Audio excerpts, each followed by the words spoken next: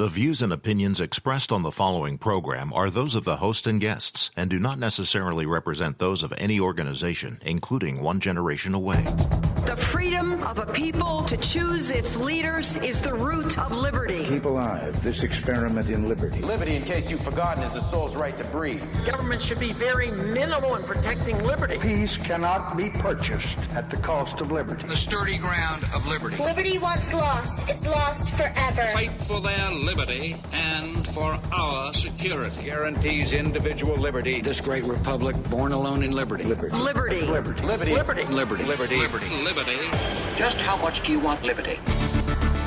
This is Liberty Nation with Tim Donner, a production of LibertyNation.com. Cutting through the double talk, taking on the topics, going after what the politicians really mean, and making it all clear. For your freedom and your liberty. Liberty Nation with Tim Donner.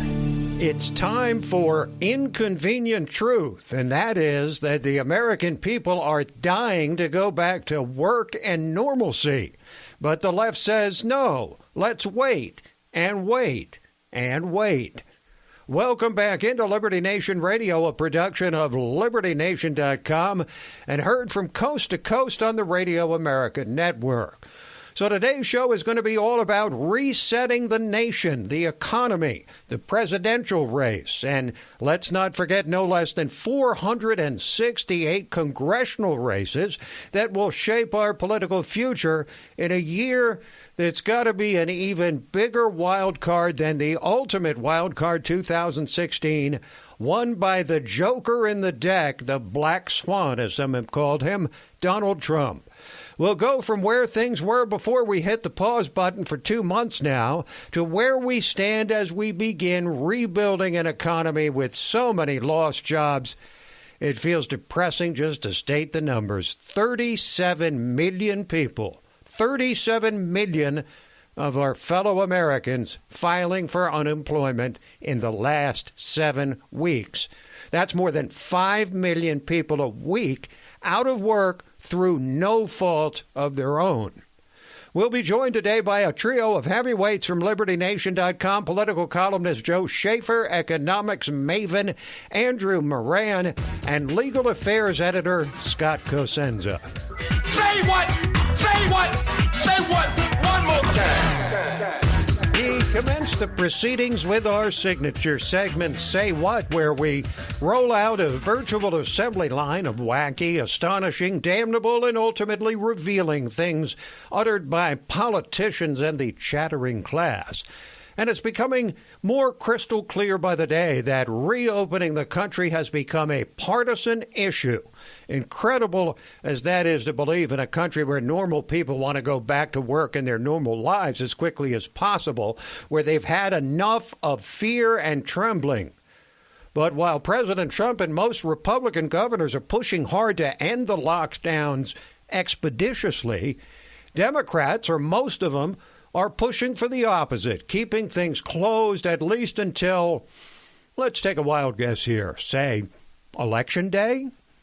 And the attitude of the leftist elites about reopening was revealed in breathtaking fashion, by Speaker of the House Nancy Pelosi, leader of the Democrats, expressing support for another 3 months of lockdown in California's massive Los Angeles County.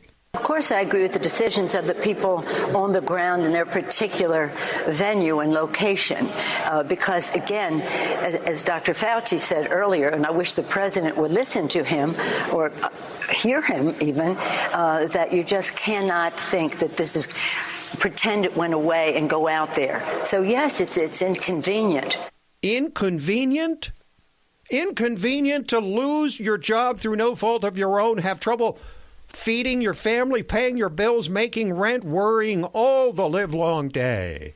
And Nancy Pelosi calls another 3 months of that inconvenient. Modern-day Marie Antoinette. Let them eat cake.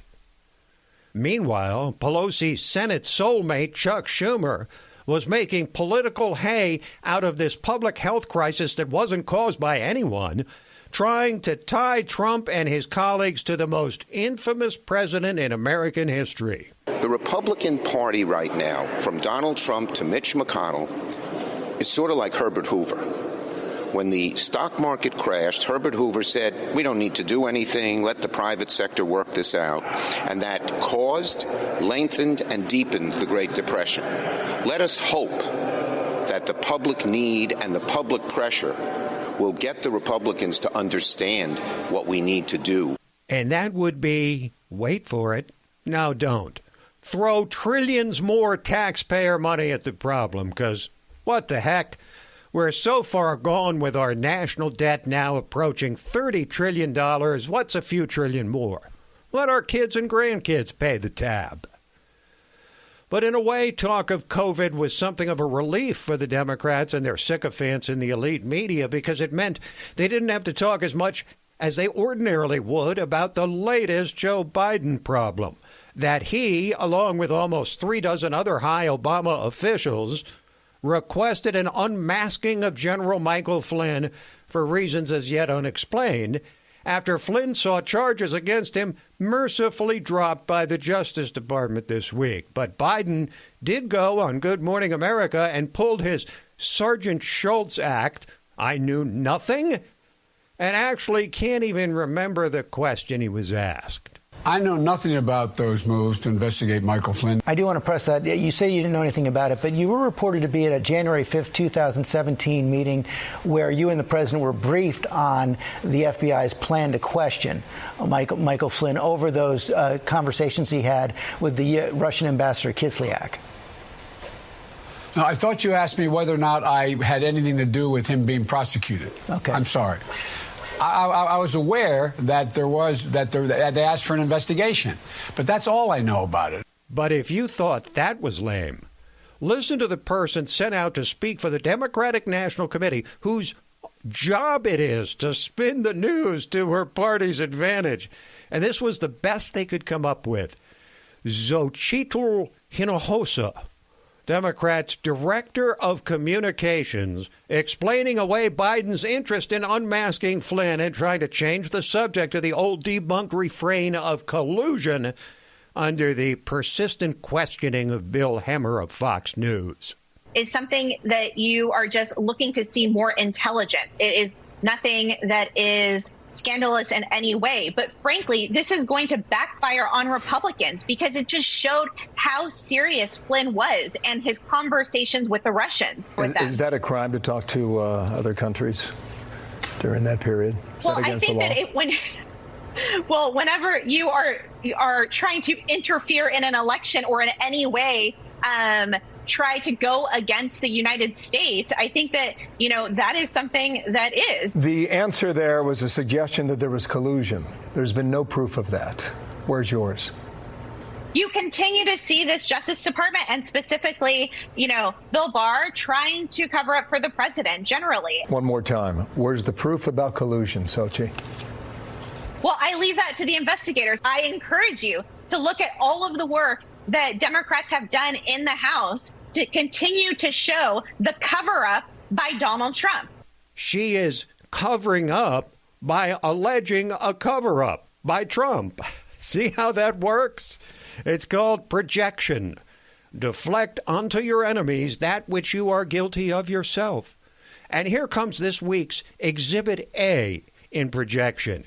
In the wake of revelations that senior officials going right up to the president himself, that's Obama, were commanding wiretapping on the incoming head of the National Security Council, former Attorney General Eric Holder had the chutzpah to go on MSNBC and say that Flynn's exoneration represents exactly what his man Obama and his cohorts did. My concern is that we move from the defensive to the offensive, that they will use the power of the Justice Department, the power of the criminal justice system to go after people who are perceived as enemies of this president. That is something that I say reluctantly, but I think based on the record that we have seen, they are up to doing that, to use the system in that way, which would be unprecedented. Unprecedented when we now know that the Obama Justice Department, headed by Holder for years, was doing exactly that themselves.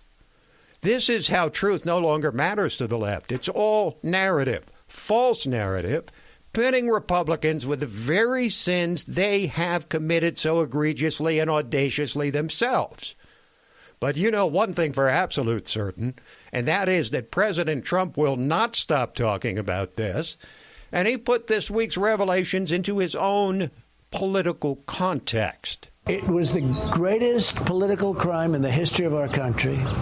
If I were a Democrat instead of a Republican, I think everybody would have been in jail a long time ago. This was all Obama. This was all Biden. These people were corrupt. The whole thing was corrupt, and we caught them. And Trump is getting backstopped in this by prominent members of the House and Senate, including Devin Nunes, Rand Paul, and Lindsey Graham. General Flynn is really just the tip of the iceberg. What it appears to me like what they were doing is a lot of them went wild after Trump won. They got poisoned with this Russia hoax. If Vice President Biden and the president's inner circle of advisors were all listening to a senior Trump administration advisor's private phone conversation, this would amount to a serious abuse of power. This is an outrage. It's at least unethical, and we're going to get to the bottom of it. They had no business listening to anything General Flynn was saying about Trump policy. And yet they made it their business. Folks, we have no previous case in American history of a president and his administration wiretapping first his political enemy and then successor in the White House. If that doesn't scare the bejesus out of the American people, one wonders what it would take. And we'll be back to reset the economic landscape across the land as we attempt a return to normalcy. Liberty Nation with Tim Donner. Where can you find honest political commentary with sobering analysis, accountability, deconstructing threats to our liberty, and boldly reporting the truth?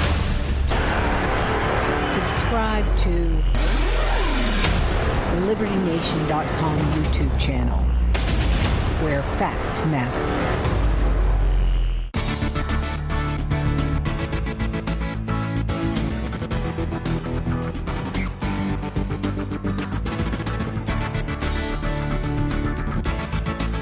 We believe that all men are entitled to blessings of liberty.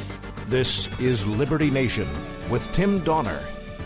Well, if you thought the forecast, the models predicting anywhere from a high of over 2 million deaths in the U.S. from COVID to a low of 60,000, all of which have been wrong, even dead wrong, have been a roller coaster ride. You think that's a roller coaster ride? How about the financial markets? Catastrophic slides, recovery, down again, up again, as the Fed drops interest rates to rock bottom to stimulate a dying economy. So where do we really stand with the economy 2 months into the shutdown as we finally look to reopen at long last? Here to answer that simple question with the more complicated answer is the man who always unwinds these complicated financial and fiscal matters for us, LibertyNation.com economics correspondent Andrew Moran. Welcome back to the show, Andrew. Thank you for having me. Always a pleasure. So it appears, at least to the untrained eye, that markets have stabilized. The Dow's been steadily hovering around 24,000 for a while, recovering about half the value it lost in the crash that started the descent. Do we have reason, justifiable reason for optimism, or is this more wishful thinking considering the current dire straits of the economy? There are two main factors to explain this rally. The first is, of course, that the market had already priced in a lot of this damage. So they're forward-looking. They're looking to economies reopening, businesses opening again, things like that. And the other major factor is the Federal Reserve. The Federal Reserve has pumped so much liquidity into the system, trillions of dollars. And Jerome Powell, he left the door open yesterday during the during his delivered remarks about how, you know, the Fed could intervene again with even more stimulus, trillions more, and he urged the Congress to also implement more fiscal stimulus. So, you know, there is all this money being flown into to Wall Street. So Wall Street is pretty much it's being insured for any losses that it may incur, any more buying that it's going on.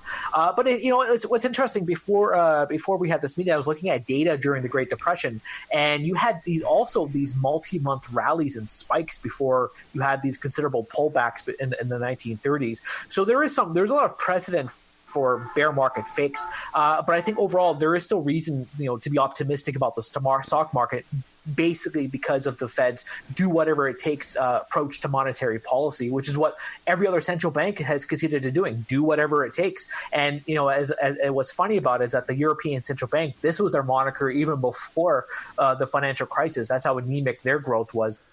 Well, now 3 basic scenarios have been laid out for the condition of the economy when the virus or the worst of it finally passes: recovery, recession, depression. Which is most likely to occur in your view, and why? Well, I think we already are probably in a recession. We still have to wait for the GDP numbers, but, you know, it's safe to say that the U.S. is going to be in a depression. So you have that checked off on your list. I think a depression would only happen if there's a second wave. If a second wave happens in the fall, and the country and other countries and American states have to adopt similar restrictions or perhaps even shutdowns. Though I think Jared Kushner, he said the other day that it's probably not going. Another nationwide lockdown is not going to happen. So that's a possibility. But overall, a recovery is inevitable. It's just the speed of it really depends on a multitude of factors. You know, fiscal, monetary policy. Will there be this pent up demand that a lot of business experts and the White House has said there's going to be once, you know, the lockdown's lifted? And then you also have the concern about the severity of the coronavirus. You know, there's still so much uncertainty about, you know, the makeup of the coronavirus, and, you know, will it mutate? Is it going to be, you know, is it benign? You know, all these different factors that you have to consider. And Jerome Powell, he even said during his speech that the recovery is going to be slower than you would want. The only thing that you have to do is, you know, pump more money into the economy to ensure that you do have a reliable recovery, you know, 3, 6, 9 months. Now, China, their outright dishonesty and intransigence in letting the virus spread for weeks before telling us how serious it was, among other things, has led to widespread criticism, of course, of the Chinese and our relationship with them, our dependence on them. Are you picking up on changes in the financial markets in terms of relationships with China? Well, actually, I wrote a few weeks ago about how the made in China trend is probably going to shift in the next few years. You're already starting to see it gradually happen. You have some American companies shifting their operations to Taiwan and Thailand, another you know, a cheap labor jurisdiction. And I'm backed up by a lot of the Wall Street titans who are warning about, you know, they're going to have more regional supply chains. You're going to have, you know, capital leaving China. The only thing that, you know, the issue is that they've developed such a huge presence in China because they want to tap into that growing middle class that's occurring in Beijing. But overall, there's going to be a shift away from made in China. The only thing I'm worried about is that the government's going to mandate it as opposed to allowing the market to dictate it. Thank you for clarifying a lot of things and trying to make some sense out of this crazy roller coaster ride of an economy. Stay well. Thank you. Andrew Moran, economics correspondent for LibertyNation.com. So, we've now reset the economic landscape, and we'll do the same thing with the presidential race, where we are and where we're headed, in just a moment. Liberty Nation with Tim Donner.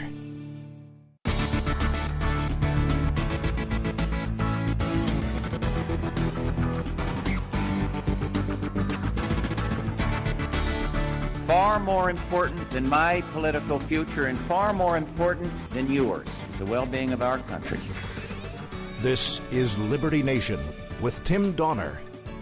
There is a presidential election in 5.5 months, folks.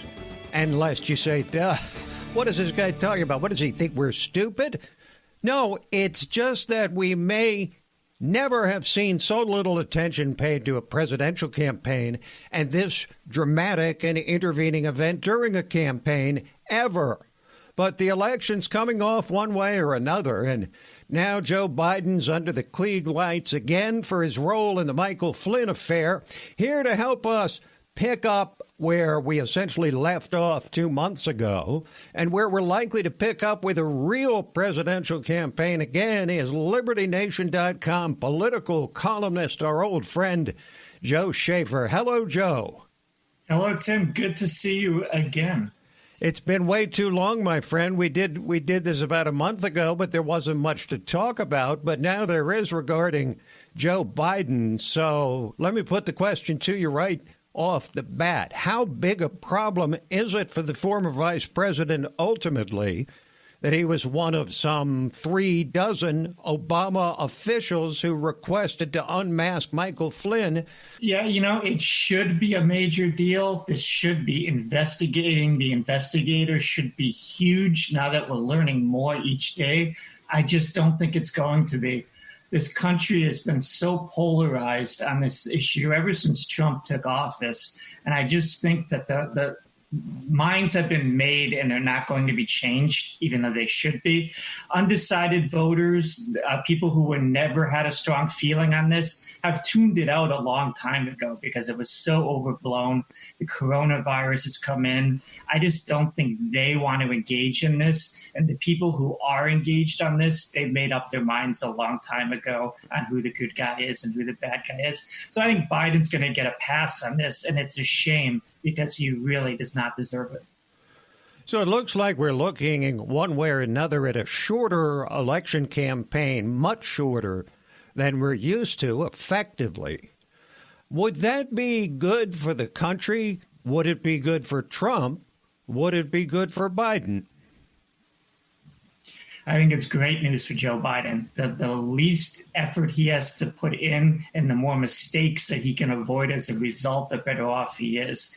They want to package Biden. They want to hide him. I think they'd love a New York, a Democratic campaign strategist who worked for Pete Buttigieg wrote an op-ed in the New York Times saying as much. They'd love to have this guy do nothing but local and national TV news appearances. And that's his whole campaign. So for the Democrats, this is ideal. I think Trump, live debates, get out there, meet people. That's what he's best at. He draws energy from that. So I think a standard campaign like 2016 would help Trump more. I still think he's in a great situation, so I think he's okay.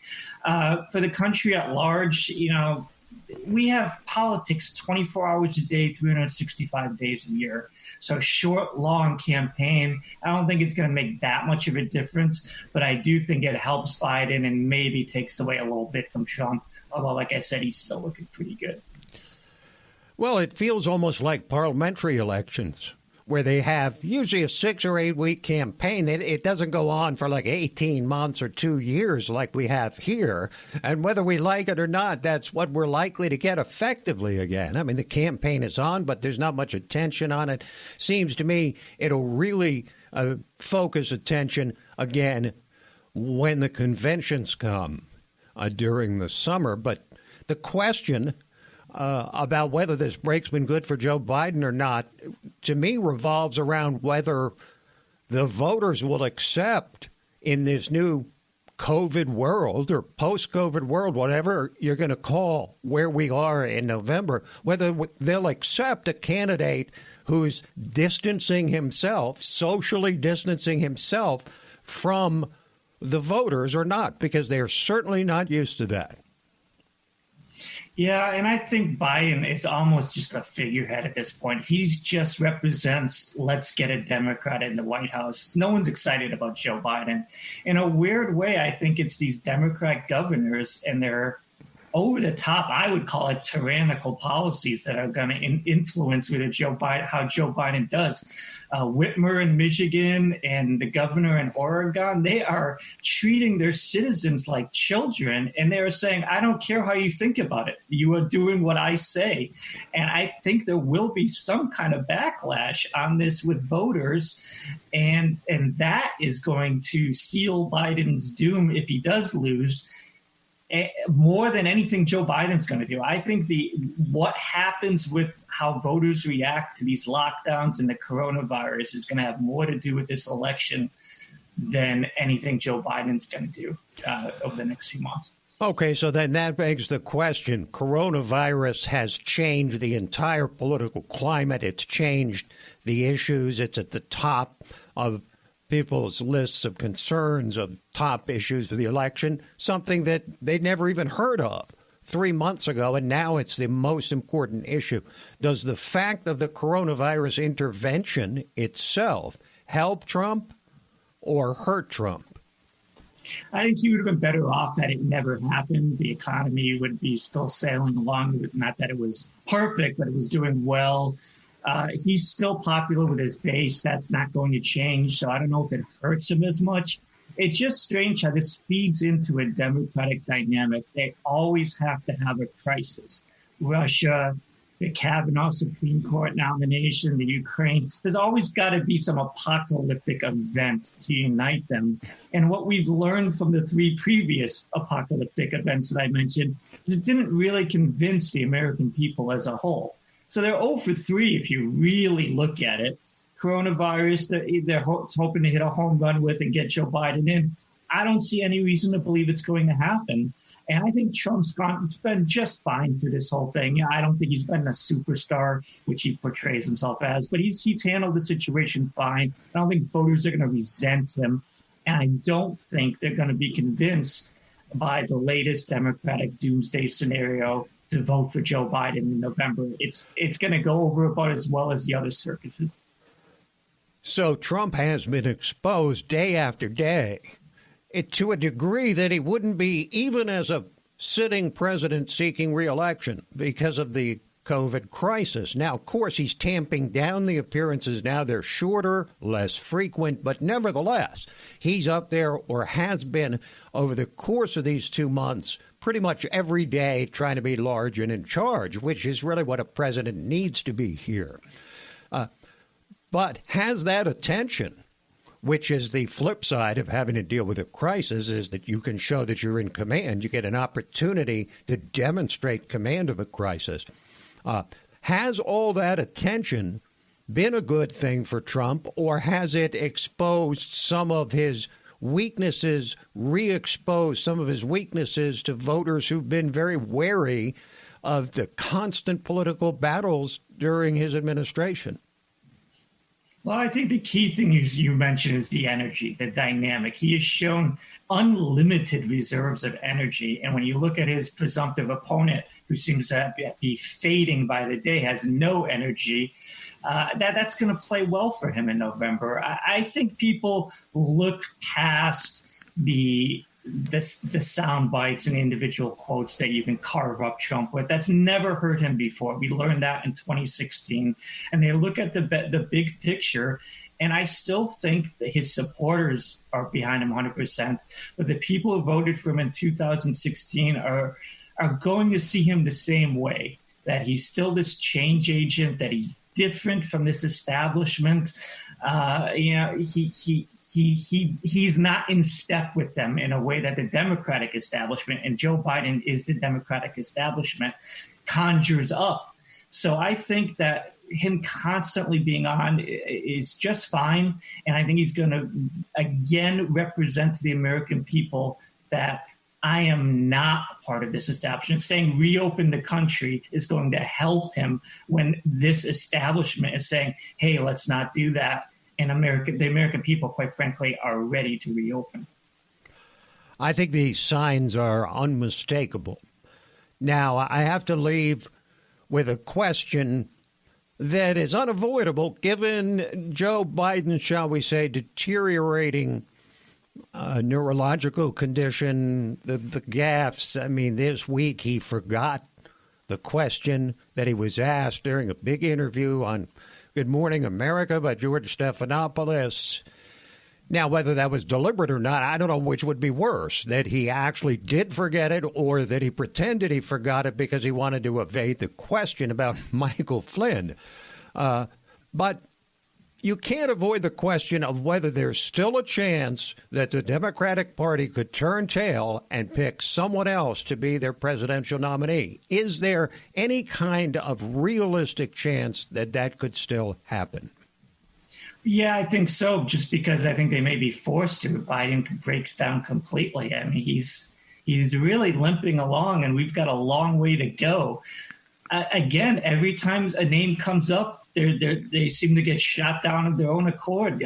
Governor Cuomo in New York with his nursing home scandal, which is really bad. Look at the incompetence of putting the most vulnerable population at risk like that. That is going to have huge political ramifications if they throw his name up there. I think he's hurt big time by that. And so we've lost another one of their heroes of the moment. So they're going to have to come up with somebody else. I don't see anyone on the horizon right now. They may be stuck with Joe Biden, and they may go into November with a voting base that does not care about this guy. I think that a lot of people are going to stay home, which, of course, would help Trump because his supporters are going to get out there and vote. Okay, Joe, great to have you back in the saddle again. We'll be doing this with greater frequency as we approach the election, which, again, folks, is only 5.5 months away from deciding the future of the country for the next 4 years and perhaps well beyond that. Joe, thanks for joining us. Thank you. That is Joe Schaeffer, political columnist for LibertyNation.com. And we'll return with Talkin' Liberty. Liberty Nation with Tim Donner. And now, finally, we have reached the ultimate section of Liberty Nation Radio, which we entitle Talkin' Liberty.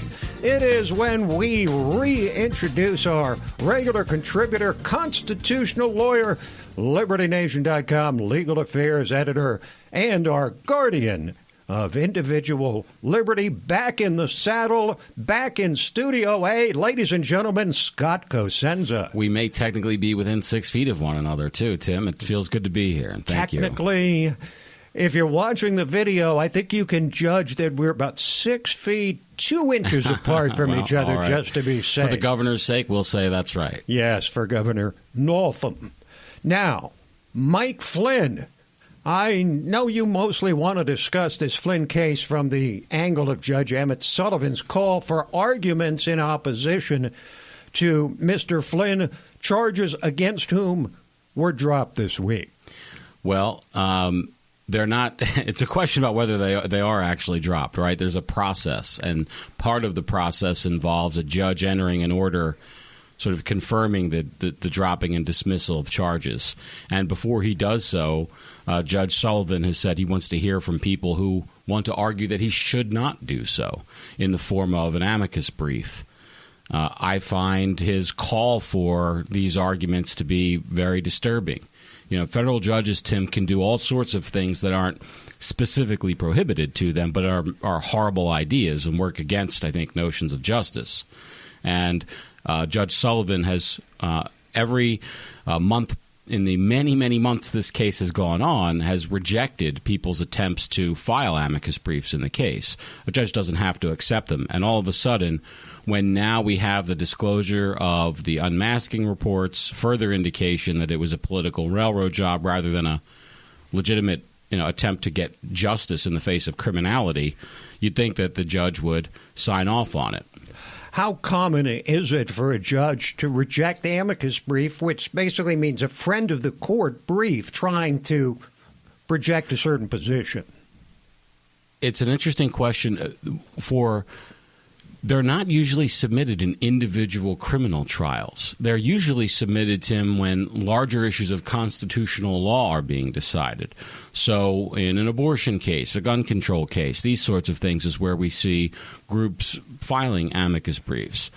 But for an individual criminal defendant, it's very much atypical. I had never even heard of it. I didn't even know it was a thing. I did look into the law, and it seems like Judge Sullivan's order is not on the face of it illegal or against other court precedent. And that doesn't mean it's consistent with Mr. Flynn's constitutional rights. That still could be violative of them. I just mean he's not a total maverick here, but that doesn't mean it's okay or a good idea.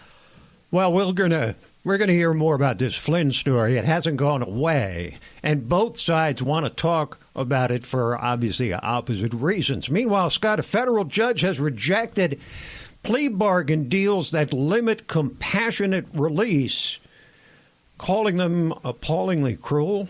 Well, I think this is a great opportunity for, federal judges often exercise independent authority in dealing with these judgments in a good way for and upholding the rights of the accused. So in this case, Charles Breyer, who's in the Northern District of California, rejected a plea deal which required. You have to remember, in any type of plea deal, and just like in the case with Mr. Flynn, the government's in the power position, right? They're the ones calling the shots by and large. And if you want the deal, you kind of have to agree to what they say. And part of what they do, Tim, is to restrict rights on appeal. And in this case, not only just rights on appeal, but compassionate release rights. And so what that means is if somebody has, for instance, a terminal illness, and they're going to basically going to be dying in a month or two, they can appeal to the Bureau of Prisons and maybe get out of jail or prison for that last month or so of their life, which, by the way, is not only good for the incarcerated person. They're not likely to reoffend in that time, but it's also good for the federal system to not have to bear the burden of that care, by the way. So it's kind of a win-win. But the problem is those people aren't rewarded for getting those folks out of prison, and so they drag their feet oftentimes, just bureaucratic process. Well, the federal prosecutors want to limit the right of the people to appeal that process at their sentencing. And so what they do is they say, okay, you want a deal? Here, we'll give you this deal. Also, you're going to waive all these rights. And the judge says, you can't waive that compassionate release right. It's absolutely appallingly cruel. And I just thought it was an interesting juxtaposition to Judge Sullivan, right, who is working to frustrate the rights of this person who was in his court, rather than Judge Breyer, who is working to kind of bolster the rights of the accused and uphold kind of a more lofty, I think, notion of justice there. So we have presented, in a sense, a yin and yang of the federal judicial system, but you spent an awful lot of time this week, Scott, on the case of Ahmaud Arbery and a video that surfaced that has gone viral and created yet another explosive racial situation. That's right, Tim. Sadly, it looks like we have another tragic case where somebody was killed or maybe murdered, but that also that killing or murder is being used to basically drive a frenzy of reaction that it was a racially hatred-motivated crime, which there is yet to be no evidence for whatsoever. I wanted to say this, too. Because of the way that the shooting went down, I wouldn't be surprised if the McMichaels are going to perhaps be acquitted of murder. And it has to do with the very last seconds of Mr. Arbery's life and what may have happened there. And what do we know? Well, what we know is that there was a chase. We know that there was a physical altercation, whether Mr. Arbery at the final moment of his life charged into Mr. McMichael is, I think, in dispute, and also whether or not that would make any self-defense claim void or moot or empower it, Tim. These are all things that have to be kind of worked out with a very slow, careful look at the evidence. You know, the idea that we can just automatically say this was a lynching, I think, is beyond the pale. It was certainly not any kind of lynching. Now, it may have been an illegal killing, but also perhaps not. I have a feeling we're going to find out a lot more about this in the week ahead. We'll probably talk about it next week. Sounds good. Thank you, Scott. Thanks, Tim. This program, Liberty Nation Radio and LibertyNation.com's own podcast, The Uprising, hosted by Scott, and The Rabbit Hole, Politics and Prose, where past is prologue. All of them available on demand at LibertyNation.com and from fine podcast providers everywhere. So that is it for this week, but we'll be back at you next week, same time, same station. Till then, stand up for liberty, and for heaven's sake, stay healthy.